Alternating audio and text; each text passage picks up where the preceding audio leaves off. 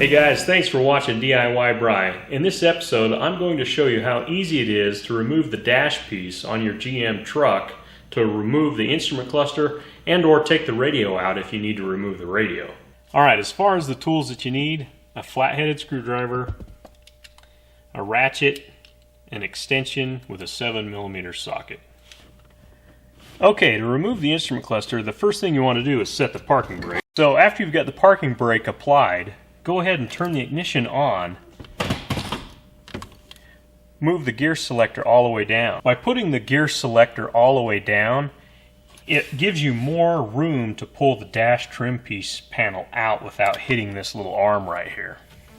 As far as the next step that you want to do, now you can just take your fingers here and pry on the ends of this, or you can take your flat-headed screwdriver and stick it behind the dash and pop this out. You're going to go along the top and feel for any clips there and just pull the dash trim piece towards you.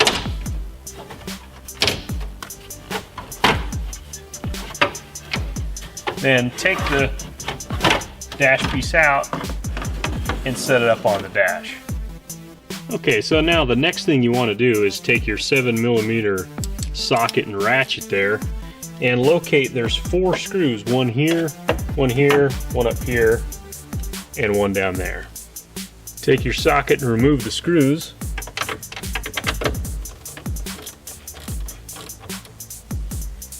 I go ahead and take the ratchet off of the extension and then just twist the extension. Remove all 4 screws.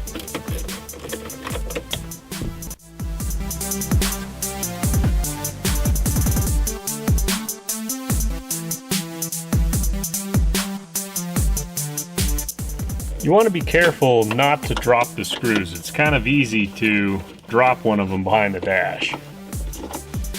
Okay, so now that you've got the dash panel removed, you got all 4 screws out.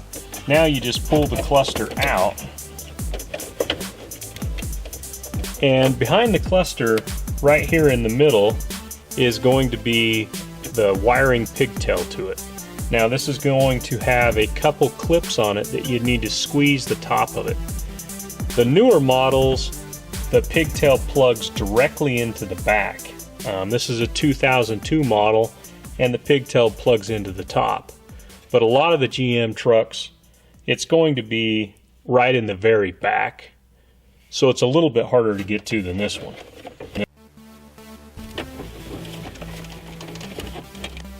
Alright, so now that you've got the instrument cluster up and out of the way, now that you can access the connector back there, and there's a couple tabs that you've got to squeeze the top and the bottom and pull that connector directly out of the instrument cluster.